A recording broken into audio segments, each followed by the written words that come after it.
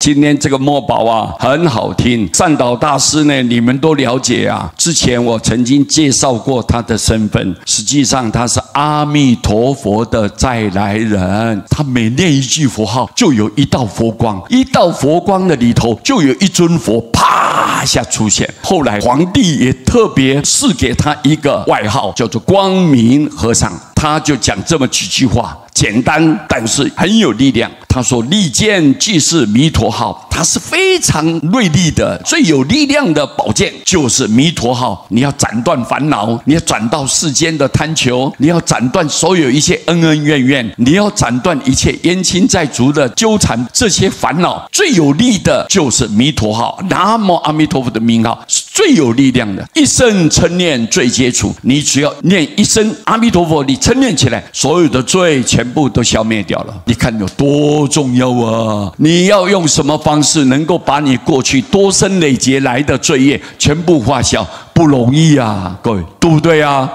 你自己做的因嘛，种的恶因，你所应该接受的恶报，那你自己要承担，任何人都没办法代替。因果是公平的，因果不能代替的，知道吗？所以我们就知道怎么样能够把我们这些罪业能够化消，唯独只有一生称念罪皆除，一声南无阿弥陀佛，所有以前造的无量罪业全部都能够消灭掉。谤法阐提行十恶，你诽谤佛法这个罪太重了，什么东西都可以原谅，但是唯独你诽谤佛法不能宽容它，所以要注意哦。诽谤佛法的罪很重很重哦，知道吗？阐提就是你不懂因果，不重视因果，内心当中完全排斥因果。你看诽谤佛法又不懂因果，造无量罪业的人，行十恶就是造罪造业，他的口造罪造业，他的意念也是造罪造业。这种情况下，但是回心念佛，罪皆除。